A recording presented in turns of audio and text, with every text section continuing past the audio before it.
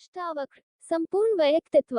दोस्तों जय श्री कृष्ण। आज हम बात करते हैं ऋषि अष्टावक्र के बारे में, अष्टावक्र गीता के बारे में कि किस प्रकार अष्टावक्र जी का जन्म हुआ, उनके शरीर में 8 विकार कैसे आए और किस तरह से उन्होंने शास्त्रार्थ में अनेक ऋषियों को पराजित किया। उनका एक एक प्रश्न एवं एक एक उत्तर प्रत्युत्तर बहुत ही गूढ़ एवं सारगर्भित है तथा अपने आप में ही विलक्षण है। इसके साथ हम यह अंदाजा लगा सकते हैं कि हमारे ऋषि मुनि कितने विद्वान थे एवं उनके द्वारा जो शास्त्रार्थ होता था, जो तर्क दिए जाते थे, वह कितने यथार्थ एवं शाश्वत होते थे। यह पूरी ही कथा बहुत ही सुंदर एवं रोचक है। महाराजा जनक के गुरु अष्टावक्र जी एक संपूर्ण प्रस्तुति। अष्टावक्र 8 अंगों से टेढ़े मेढ़े पैदा होने वाले ऋषि थे। शरीर से जितने विचित्र थे, ज्ञान से उतने ही विलक्षण। उनके पिता कहोर ऋषि थे जो उछालिक के शिष्य थे और उनके दामाद भी। कहोर अपनी पत्नी सुजाता के साथ उछालिक के ही आश्रम में रहते थे। ऋषि कहोर वेद पाठी पंडित थे।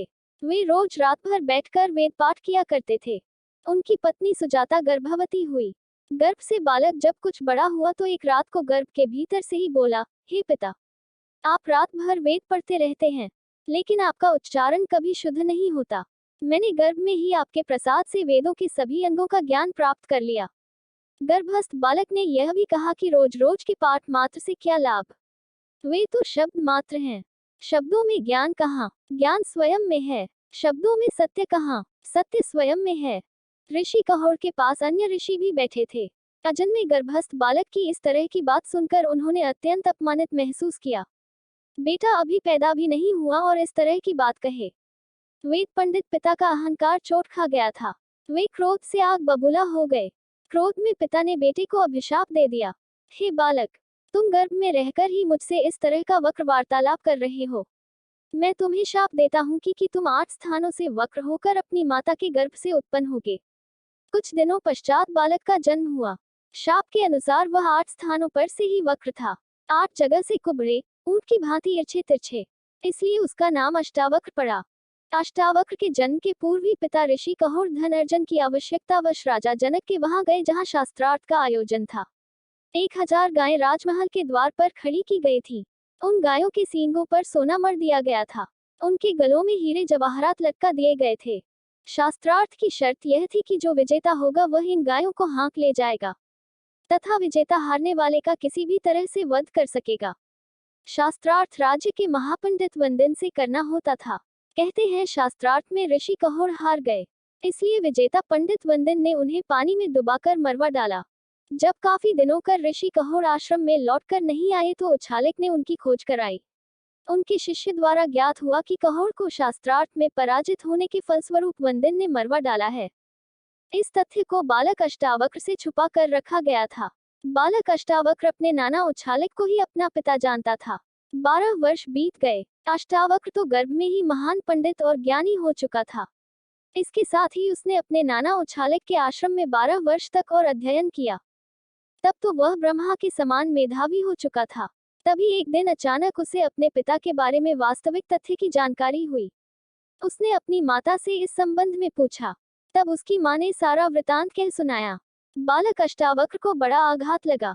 उसने उसी समय मां से कहा, मां मुझे आज्ञा दो, मैं अभी जाकर उस दुष्ट को परास्त करता हूँ, तब मैं अपने पिता का बदला अच्छी तरह से लूंगा। मां ने बालक को बहुत मनाया कि यह इसके लिए घातक होगा। वह अभी बालक है, लेकिन अष्टावक्र नहीं माने। वह अपने मामा श्वेतकेतु को साथ लेकर राजा जनक के नगर की ओर चल पड़ा। उस समय जनक के वहां महायज्ञ हो रहा था। उसमें भाग लेने के लिए देश भर से अनेक पंडित बुलाए गए थे। अष्टावक्र सीधे राजप्रसाद की ओर पहुंच गए, लेकिन द्वारपाल ने अंदर जाने से रोक दिया। उसने कहा कि वृद्ध और चतुर ब्राह्मण ही यज्ञ में जाने के अधिकारी हैं, बालकों को इसके अंदर जाने का अधिकार नहीं है। अष्टावक्र ने अनेक प्रकार से द्वारपाल से वाद विवाद किया। अंत में उन्होंने कहा, द्वारपाल, सिर के बाल सफेद होने से कोई मनुष्य वृद्ध नहीं हो जाता। जो व्यक्ति बालक होकर भी ज्ञानी है उसे ही देवताओं ने स्थविर कहा है। अगर ऋषियों के द्वारा स्थापित धर्म के अनुसार विचार करो तो अवस्था से, बाल पकने से, धन से या बंधुओं के अधिक होने से मनुष्य को कोई महत्व नहीं मिलता है। सांगोपांग वेद को जानने वाले विद्वान ही महत और वृद्ध हैं। हम तुम्हारे महापंडित वंदन को देखने आए हैं। हम उस वंदन को शास्त्रार्थ में परास्त करके विद्वानों को चकित कर देंगे। तब तुम्हें हमारी मेधा के बारे में मालूम होगा। तब कहीं द्वारपाल ने अष्टावक्र को अंदर जाने दिया। अष्टावक्र दरबार में भीतर चले गए। महापंडित भीतर इकट्ठे थे। पंडितों ने उसे देखा। उसका 8 भागों से टेढ़ा मेढ़ा शरीर। वह चलता तो भी लोगों को देखकर हंसी आ जाती। उनका चलना भी बड़ा हास्यपद था। सारी सभा अष्टावक्र को देखकर हंसने लगी। अष्टावक्र भी खिलखिलाकर हंसा। जनक को विचित्र लगा। उन्होंने पूछा, और सब हंसते हैं? वह तो मैं समझ गया कि क्यों हंसते हैं, परंतु बालक तुम क्यों हंसे? 12 वर्ष के बालक अष्टावक्र ने कहा, मैं इसलिए हंस रहा हूँ कि चमड़े के पारखियों मूर्खों की सभा में सत्य का निर्णय हो रहा है। यह सभी सुनकर सन्न रह गए। सभा में सन्नाटा छा गया। महापंडितों की जमात तिलमिला उठी। सम्राट जनक ने धैर्यपूर्वक पूछा, धृष्ट बालक, तुम्हारा मतलब क्या है? अष्टावक्र जरा भी विचलित नहीं हुआ। उसने जवाब दिया, बड़ी सीधी सी बात है। इनको चमड़ी ही दिखाई पड़ती है, मैं नहीं दिखाई पड़ता। इनको आड़ा टेढ़ा शरीर दिखाई पड़ता है। ये चमड़ी के पारखी हैं, इसलिए ये चमार हैं। मंदिर के टेढ़े होने से कहीं आकाश टेढ़ा होता है, घड़े के फूटे होने से कहीं आकाश फूटता है। आकाश तो निर्विकार है। मेरा शरीर टेढ़ा मेढ़ा है, लेकिन मैं तो नहीं। यह जो भीतर बसा है, इसकी तरफ देखो। बालक के मुख से ज्ञानपूर्ण उपहास सुनकर सभी पंडित हतप्रभ और लज्जित रह गए। उन्हें अपने अहंकार और मूर्खता पर अत्यंत पश्चाताप हुआ। अष्टावक्र ने राजा जनक से कहा, हे राजन, अब मैं आपके उस मेधावी राजपंडित से मिलना चाहता हूँ, जो पंडितों के बीच में भय बना हुआ है। उसी से शास्त्रार्थ करने की इच्छा से मैं यहाँ आया हूँ। मैं अद्वैत ब्रह्मवाद के विषय में उससे वार्ता करूंगा। राजा जनक ने कई तरह से उसे विचलित करने के लिए डराया और समझाया, शास्त्रार्थ के विचार को त्याग देने के लिए कहा, लेकिन अष्टावक्र अडिग रहा और स्वर कठोर करके कहा, हे राजन, बालक कहकर आप मुझे हीन क्यों कहते हैं? मेरा आग्रह है कि आप वंदन को शास्त्रार्थ के लिए बुलाए, फिर आप देखेंगे कि मैं उसको किस प्रकार परास्त करता हूँ। राजा को विश्वास होने लगा कि यह बालक असाधारण है। उन्होंने परीक्षा के लिए कुछ प्रश्न किए। जनक ने पूछा, हे ब्राह्मण पुत्र, जो मनुष्य 30 अंग वाले, 12 अंश वाले, 24 पर्व वाले, 360 आरे वाले पदार्थ के अर्थ को जानता है, वही सबसे बड़ा पंडित है। अष्टावक्र ने तुरंत उत्तर दिया, हे राजन, 24 पर्व, 6 नाभि, 12 प्रधि और 360 आरे वाला वही शीघ्रगामी कालचक्र आपकी रक्षा करे। राजा जनक ने फिर कहा, जो 2 वस्तुएं अश्विनी के समान से संयुक्त और बाज पक्षी के समान टूट पड़ने वाली है, उनका देवताओं में से कौन देवता गर्भाधान कराता है? वे वस्तुएं क्या उत्पन्न करती हैं? अष्टावक्र ने कहा, हे राजन, ऐसी अशुभ वस्तुओं की आप कल्पना भी न करें। वायु उनका सारथी है, मेघ उनका जन्मदाता है, फिर वे भी मेघ को उत्पन्न करती हैं। राजा जनक ने पूछा, सोते समय आंख कौन नहीं मूंदता? जन्म लेकर कौन नहीं हिलता? हृदय किसके नहीं है? और कौन सी वस्तु वेग के साथ बढ़ती है? अष्टावक्र ने कहा, मछली सोते समय अपनी आंख नहीं मूंदती, अंडा उत्पन्न होकर नहीं हिलता, पत्थर के हृदय नहीं होता, नदी वेग से बढ़ती है। अष्टावक्र के वचनों को सुनकर राजा जनक प्रसन्न हो गए। उन्होंने उस ब्राह्मण बालक के हाथ जोड़कर कहा, हे ब्राह्मण पुत्र, आपकी जैसी अवस्था है वैसे आप बालक नहीं हैं। ज्ञान में आप निश्चित ही वृद्ध हैं। मुझे आपकी मेधा पर निश्चित ही विश्वास हो गया है। आप जाए, इस मंडप के भीतर महापंडित वंदन बैठे हैं, उनके सामने बैठकर शास्त्रार्थ प्रारंभ कीजिए। अष्टावक्र ने अंदर पहुंचकर वंदन को शास्त्रार्थ के लिए ललकारा। वंदन देखकर चौंक पड़ा, बिना उत्तर दिए उसकी नादानी पर हंसा। अष्टावक्र ने कहा, हे महाभिमानी पंडित वंदन, कायरों की भांति चुप क्यों बैठा है? आ मेरे सामने शास्त्रार्थ कर। वंदन ने अपमानपूर्ण वाणी सुनकर आवेश में प्रश्न प्रारंभ किए। उसने कहा, एक अग्नि कई प्रकार से प्रज्वलित की जाती है। सूर्य एक होकर भी संपूर्ण जगत को प्रकाशित करता है। एक वीर इंद्र सब शत्रुओं का नाश करता है और यमराज सब पितरों के स्वामी हैं। अष्टावक्र ने कहा, इंद्र और अग्नि दोनों सखा के रूप में साथ साथ विचरते हैं। नारद और पर्वत दोनों देवर्षि हैं। अश्विनी कुमार 2 हैं। रथ के पहिए 2 होते हैं, और विधाता के विधान के अनुसार स्त्री और पति 2 व्यक्ति होते हैं। फिर वंदन बोला, कर्म से 3 प्रकार के जन्म होते हैं। 3 वेद मिलकर वाजपेयी यज्ञ को संपन्न करते हैं। अवरयुगण 3 प्रकार के स्नानों की विधि बताते हैं। लोक 3 प्रकार के हैं और लोक 3 प्रकार के हैं, और ज्योति के भी 3 भेद कहे गए हैं। अष्टावक्र ने उत्तर दिया, ब्राह्मणों के आश्रम 4 प्रकार के हैं। 4 वर्ण यज्ञ को संपन्न करते हैं। दिशाएं 4 हैं। वर्ण 4 प्रकार के हैं, और गाय के 4 पैर होते हैं। वंदन ने कहा, अग्नि 5 हैं। पंक्ति द्वंद्व में 5 चरण होते हैं। यज्ञ 5 प्रकार के हैं। वेद में चैतन्य प्रमाण विकल्प, विपर्य, निद्र और स्मृति ये 5 प्रकार की वृत्तियां कही गई हैं। और पंचम देश सर्वत्र पवित्र कहा गया है। फिर अष्टावक्र ने कहा, अग्न्याधान की दक्षिणा में 6 गोदान की विधि है। ऋतुएं 6 हैं, इंद्रियां 6 हैं और सारे वेद में 6 साध्यस्क यज्ञ की विधि का वर्णन है। वंदिन बोला, ग्राम्य पशु 7 प्रकार के होते हैं, वन के पशु भी 7 प्रकार के होते हैं। 7 छंदों से एक यज्ञ संपन्न होता है। ऋषि 7 हैं, पूजनीय 7 हैं और वीणा का नाम सप्ततंत्री है। अष्टावक्र ने कहा, 8 गोपों का एक शतमान होता है। सिंह को मारने वाले शरभ के 8 पैर होते हैं। देवताओं में 8 वसु हैं और सभी यज्ञों में 8 पहर का यूप होता है। वंदिन ने उत्तर दिया, पितृयज्ञ में 9 समधेनी होती है। 9 भागों से सृष्टि क्रिया होती है। बृहति छंद के चरण में 9 अक्षर होते हैं और गणित के अंक 9 हैं। अष्टावक्र ने कहा, दिशाएं 10 हैं। 10 सैकड़ों का 1000 होता है। स्त्रियों का गर्भ 10 महीने में पूर्णावस्था को पहुंचता है। तत्व के उपदेशक 10 हैं, अधिकारी 10 हैं और द्वेष करने वाले भी 10 हैं। वम दिन बोला, इंद्रियों के विषय 11 प्रकार के होते हैं। 11 विषय ही जीव रूपी पशु के बंधन स्तंभ हैं। प्राणियों के विकार 11 प्रकार के हैं और रुद्र 11 प्रसिद्ध हैं। अष्टावक्र ने उत्तर दिया, वर्ष 12 महीने में पूर्ण होता है। जगति द्वंद्व के 12 अक्षर होते हैं। 12 दिनों में प्राकृत यज्ञ पूरा होता है और आदित्य सर्वत्र विख्यात है। फिर वंदिन बोला, त्रयोदशी तिथि पुण्यतिथि कही गई है। पृथ्वी के 13 द्वीप हैं। बस इतना कहकर वंदिन चुप पड़ गया। उसको आगे बोलते न देख अष्टावक्र ने विषय की पूर्ति करते हुए कहा, आत्मा के भोग 13 प्रकार के हैं और बुद्धि आदि 13 उसकी रुकावटें हैं। बस इतना सुनते ही वंदिन ने अपना सिर झुका लिया।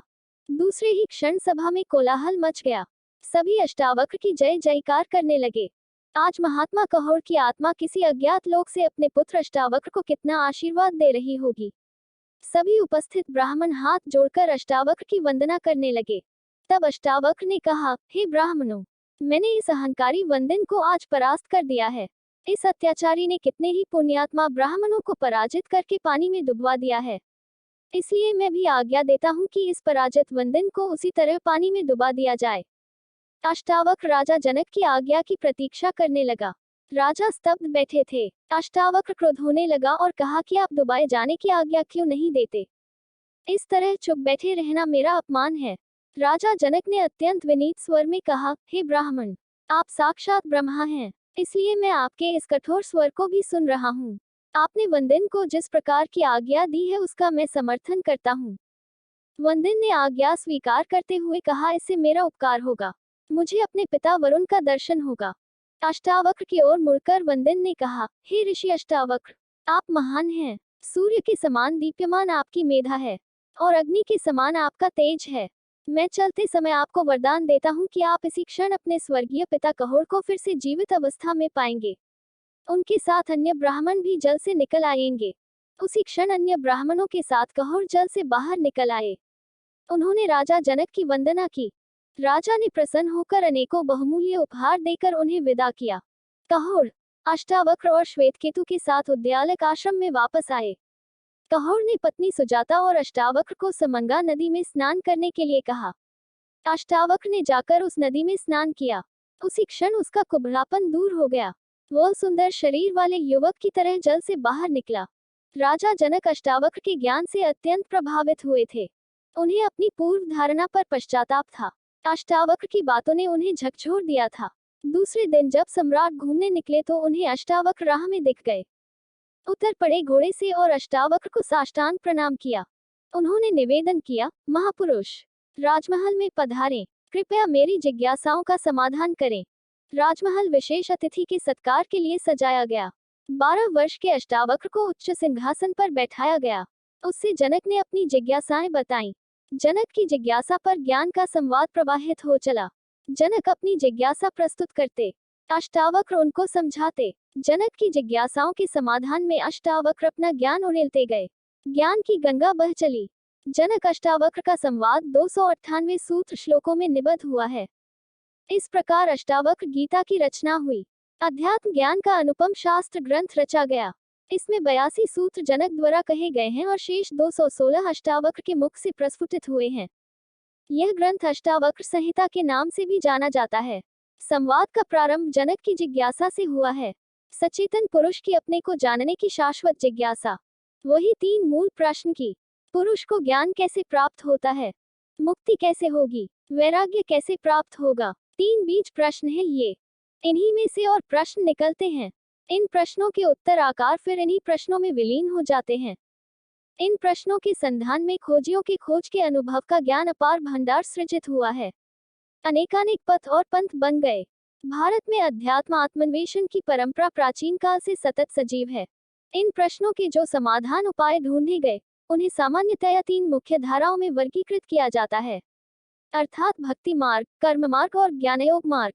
भागवत गीता जो युद्ध क्षेत्र कर्म क्षेत्र में कृष्ण अर्जुन का संवाद है, जो हिंदुओं का शीर्ष ग्रंथ है, में तीनों मार्गों को समन्वित किया गया है। समन्वयवादी दृष्टिकोण है कृष्ण की गीता का। भक्ति भी, ज्ञान भी, कर्म भी, जिसे जो रुचि चुन ले। इसलिए गीता की सहस्त्रों टीकाएं हैं, अनेकानेक भाष्य हैं। सबने अपने अपने दृष्टिकोण का प्रतिपादन गीता के भाष्य में किया है। अपने दृष्टिकोण की पुष्टि गीता से प्रमाणित की है। इसलिए गीता हिंदुओं का गौरव ग्रंथ है, सर्वमान्य है। परंतु अष्टावक्र गीता एक निराला, अनूठा ग्रंथ है। सत्य का सपाट, सीधा व्यक्तव्य। सत्य जैसा है वैसा ही बताया गया है। शब्दों में कोई लाग लपेट नहीं है। इतना सीधा और शुद्धतम व्यक्तव्य कि इसका कोई दूसरा अर्थ हो ही नहीं सकता। इसमें अपने अपने अर्थ खोजने की गुंजाइश ही नहीं है। जो है वही है, अन्यथा नहीं कहा जा सकता। इसलिए अष्टावक्र गीता के भाष्य नहीं है, विभिन्न व्याख्याएं नहीं है।